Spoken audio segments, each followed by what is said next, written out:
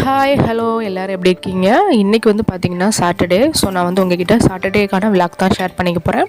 இன்றைக்கி வந்து பார்த்திங்கன்னா பாப்பாவுக்கு வந்து ஸ்கூல் இருக்குது. இப்போ வந்து எக்ஸாம் போயிட்டுருக்கு இல்லையா? ஸோ அதனால் வந்து இன்றைக்கி வந்து பாப்பாவுக்கு ஸ்கூல் இருக்கனால யூஷுவல் எப்போயும் போல் காலையில் 7 எழுந்திரிச்சாச்சுங்க.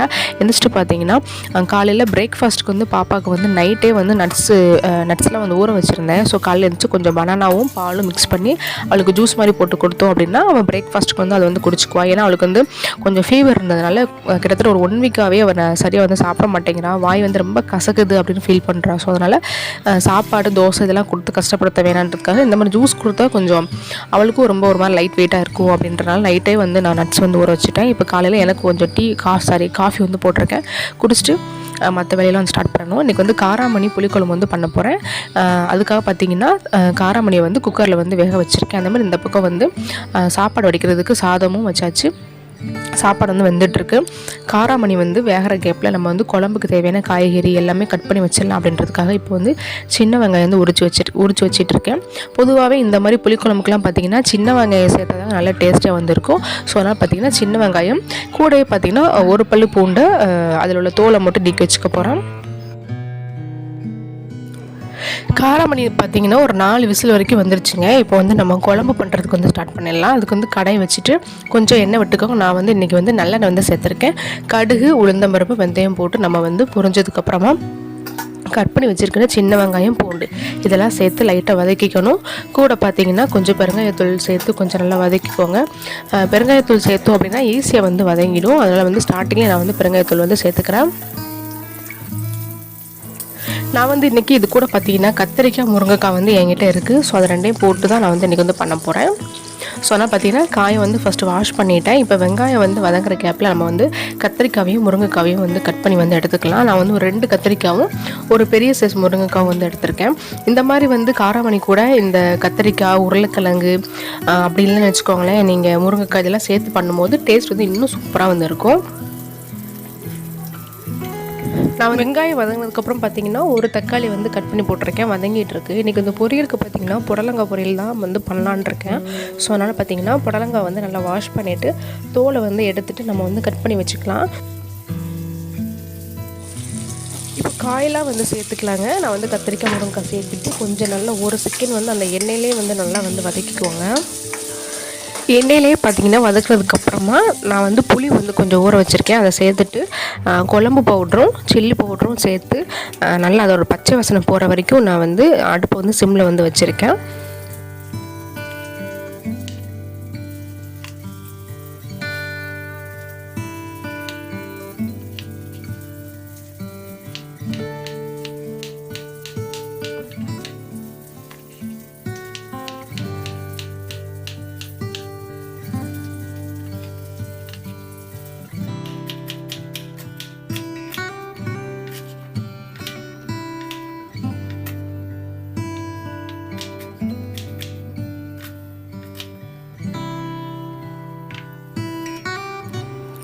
காயெல்லாம் கட் பண்ணி முடிச்சிட்டேன். இப்போ வந்து பார்த்திங்கன்னா பாப்பாவுக்கு மதியம் லஞ்சுக்கு எடுத்துகிட்டு போகிறதுக்கு பச்சைப்பயிர் இருக்கு இல்லையா, அதில் வந்து சாதம் வந்து பண்ணி கொடுக்க போகிறேன். அதுக்கு பார்த்திங்கன்னா 1 கப், அதாவது ஒரு குட்டி கிளாஸில் வந்து ரைஸும் அதே கிளாஸில் ஒரு 3/4 கிளாஸ் அளவுக்கு வந்து பருப்பும் நல்லா வாஷ் பண்ணிவிட்டு ஊற வச்சிடலாம். இந்த பக்கம் குழம்பு வந்து வேகிற வரைக்கும் நல்லா ஊறட்டும். அதுக்கப்புறம் நம்ம அந்த ரைஸ் வச்சுக்கலாம். கொஞ்சம் நல்லா ஊறிச்சு அப்படின்னா நல்லா குழஞ்சி வந்து வரும். மத்தியானம் சாப்பிட்றதுக்கு அவருக்கு நல்லா இருக்கும். ஸோ அதனால தான்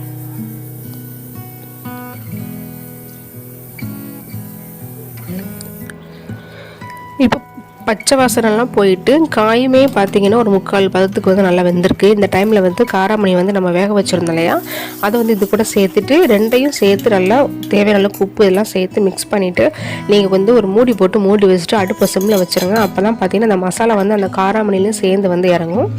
காயுமே பார்த்திங்கன்னா ஒரு 1/4 தான் வேக வேண்டியது இருக்குது. ஸோ அதனால் ரெண்டுக்கும் ஈக்குவலாக வந்து இருக்கும். ஒரு 5லேருந்து 10 நிமிஷம் நீங்கள் அடுப்பை வந்து சிம்மில் வச்சுட்டு நீங்கள் மூடி போட்டு வச்சிட்டிங்கன்னா நம்மளோட குழம்பு வந்து ரெடி ஆயிரும். ஃபைனலாக பார்த்திங்கன்னா தேங்காய் மட்டும் அரைச்சி ஊற்றினா வந்து போதும்.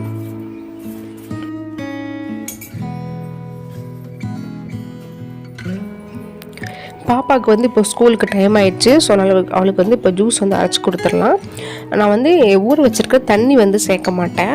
தண்ணி எடுத்துகிட்டு அதில் இருக்கக்கூடிய இந்த நட்ஸை மட்டும் சேர்த்துட்டு கூட வந்து ஒரு ஆஃப் பனானா வந்து சேர்த்துக்க போகிறேன். சேர்த்துட்டு ஃபஸ்ட்டு வந்து நல்லா அடிச்சுக்கோங்க. அதுக்கப்புறமா தேவையான அளவுக்கு வந்து பால் சேர்த்துட்டு நீங்கள் வந்து அடிச்சுக்கலாம். இது கூட நீங்கள் வந்து டேஸ்ட்டுக்கு, அதாவது வந்து இனிப்புக்கு பார்த்தீங்கன்னா நாட்டு சக்கரை, பனங்கற்கண்டு இந்த மாதிரி போட்டுக்கலாம். அப்படி இல்லைன்னா நீங்கள் வந்து டேட்ஸ் கூட போட்டுக்கலாம். நான் வந்து இன்றைக்கி பனங்கற்கண்டு இருக்கு இல்லையா, அது வந்து போட்டு தான் அவளுக்கு வந்து அடித்து கொடுக்க போகிறேன். இந்த ஜூஸ்க்கு வந்து நான் என்னென்ன சேர்த்துருக்கேன்னு பார்த்தீங்கன்னா, பாதாம் வந்து சேர்த்துருக்கேன், ஒரு 4 பாதாம், ஒரு 4 வால்நட் வந்து சேர்த்துருக்கேன்.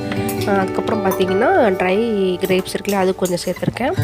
அப்புறம் வந்து பிஸ்தா வந்து சேர்த்துருக்கேன். அப்புறம் அத்திப்பழம் இருக்கு இல்லையா, அது வந்து ஒரு 2 சேர்த்துருந்தேன். நீங்கள் அத்திப்பழமே பார்த்தீங்கன்னா நல்லா இனிப்பாக தான் வந்து இருக்கும். அதனால் பார்த்தீங்கன்னா அது அதிகமாக சேர்த்தாலே வந்து போதும். இப்போ ஜூஸ் வந்து அரைச்சிட்டேங்க. அதுக்குள்ளே பார்த்தீங்கன்னா ரைஸ் வந்து வந்துடுச்சு. ஸோ நம்ம சாப்பாடை வடிச்சிட்டு அந்த பக்கம் வந்து பொரியலுக்கு வந்து நம்ம வந்து ரெடி பண்ண போகிறோம். புடலங்காய் பொரியலுக்கு பார்த்தீங்கன்னா கொஞ்சம் எண்ணெய் விட்டுருக்கேன். எண்ணெய் ஹீட் ஆனதுக்கப்புறமா கடுகு, உளுந்தம்பருப்பு, கடலைப்பருப்பு போட்டு நல்லா பொரிஞ்சதுக்கப்புறமா ஒரு பெரிய வெங்காயத்தில் பாதி வெங்காயம் வந்து கட் பண்ணி வச்சுருக்கேன், அதை சேர்த்துக்கலாம். காரத்துக்கு ஒரு மிளகாவையும் நல்லா கொஞ்சம் குட்டி குட்டியாக வந்து கட் பண்ணி வந்து சேர்த்துக்கிறேன். வெங்காயம் மிளகாய் வந்து வதங்கட்டும். ஜூஸ் வந்து ரெடி, பாப்பாவுக்கு போய் கொடுத்துடலாங்க. டேஸ்ட் பார்த்திங்கன்னா ரொம்ப சூப்பராக இருக்கும். ஆனால் வந்து பாப்பாவுக்கு வந்து பிடிக்காது. பட் இருந்தால் நான் வந்து கம்பல் பண்ணி தான் வந்து குடிக்க சொல்லுவேன். இப்போ பார்த்திங்கன்னா வெங்காயம், கருவேப்பிலை, மிளகாய் எல்லாம் சேர்ந்து நல்லா வதங்கிருக்கு. இந்த டைமில் வந்து கட் பண்ணி வச்சுருக்க புடலங்காய் வந்து சேர்த்துடலாம். இது வந்து ரொம்ப குட்டி குட்டி புடலங்கான்றனால உள்ளே இருக்கக்கூடிய அந்த விதை மாதிரிலாம் இருக்கும் இல்லையா, அது வந்து நான் வந்து எடுக்கலை. கொஞ்சம் பெரிய புடலங்கானா உள்ளே உள்ளதை எடுத்துருவேன். இப்படி ரொம்ப குட்டியாக இருக்கனால நான் வந்து அப்படியே தான் கட் பண்ணி போட்டிருக்கேன். இப்போ குழம்புமே வந்து ரெடி ஆகிடுச்சு. இது கூட தேங்காய் வந்து அரைச்சி ஃபைனலாக ஊற்றி ஒரு கொதிக்க விட்டோம்னா நம்மளோட காரமணி புளிக்குழம்பு வந்து ரெடிங்க. இந்த புளிக்குழம்பு இட்லி, தோசை, சப்பாத்தி எல்லாத்துக்குமே ரொம்ப சூப்பராக வந்திருக்கும். எங்கள் வீட்டில் வந்து இது குழம்பு வச்சாலே தோசைக்கோ, இட்லிக்கோ, சப்பாத்திக்கோ வந்து தொட்டு சாப்பிட்டுப்போம் எல்லாருமே.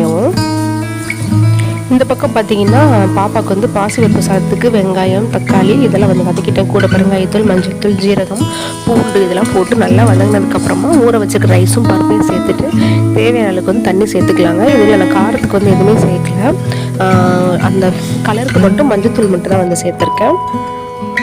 குக்கரை மூடி போட்டு மூடி வச்சிட்டோம் அப்படின்னா ஒரு 2 விசிலில் வந்து நல்ல குலைவாக வந்து வந்துடும். இந்த பக்கம் குழம்புமே வந்து ரெடி ஆயிடுச்சு.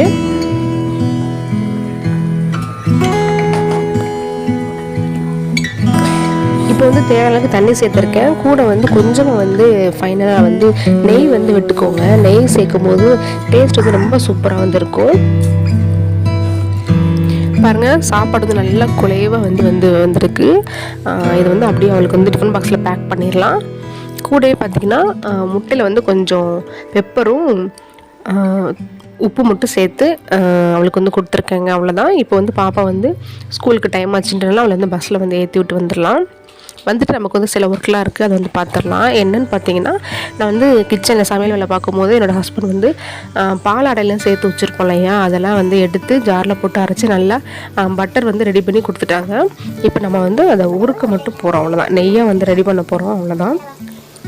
இந்த நெய்யை பொறுத்த வரைக்கும் கொஞ்சம் நல்லா முருகலாக வந்து காய்ச்சணும். இந்த மேலே வந்து வெள்ளை கலரில் பபிள்ஸாக இருக்குது பார்த்தீங்களா, அது எல்லாமே நல்லா கண்ட்ரோல் ஆகி வரணும். ஸோ அதனால் பார்த்திங்கன்னா அது வரைக்கும் இந்த மாதிரி வந்து கொஞ்சம் லைட்டாக வந்து மிக்ஸ் பண்ணிட்டே வந்துருக்கலாம். அப்போ பாருங்கள் பபிள்ஸ்லாம் எவ்வளோ கம்மியாக இருக்குதுன்னு சொல்லிட்டு.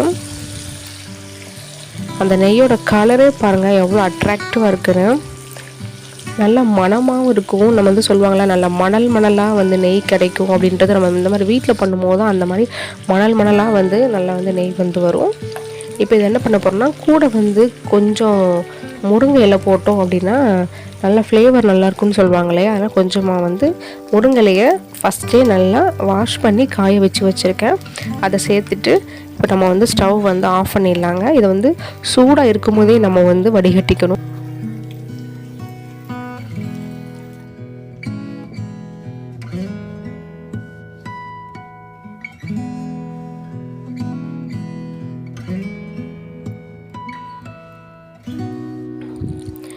இந்த மாதிரி ஒரு ஸ்டீல் ஜல்லடையில் வச்சு நம்ம வடிகட்டிக்கோங்க. நான் வந்து ஃபஸ்ட் டைம் பார்த்திங்கன்னா தெரியாமல் நம்ம பிளாஸ்டிக் ஜல்லடை இருக்கும் இல்லையா, அதில் ஒரு சொட்டு தான் ஊற்றிருப்பேன். அப்படியே ஜல்லடை ஃபுல்லாக இலகிடுச்சு. ஸோ அதனால் பார்த்திங்கன்னா நீங்கள் வந்து ஸ்டீலில் வந்து வடிகட்டி எடுத்துக்கோங்க. கொஞ்சம் நல்லா ஆறுனதுக்கப்புறம் பாருங்கள், சூப்பராக கலரும் அட்ராக்டிவாக இருக்கும். நெய் பார்த்திங்கன்னா அவ்வளோ ஃப்ளேவராக இருக்கும். இது இன்னும் கொஞ்சம் கெட்டியானது அப்படின்னா நல்லா மணலாக வந்து இருக்க மாதிரி இருக்கும். ஓகே காய்ஸ், இன்னோட விளாக் வந்து இதோட முடியுது. காலையில் ஒரு 5 o'clockலேருந்து இப்போ 10 o'clock வரைக்கும் என்னோடய ரொட்டீன் வந்து உங்கள்கிட்ட வந்து ஷேர் பண்ணியிருக்கேன்.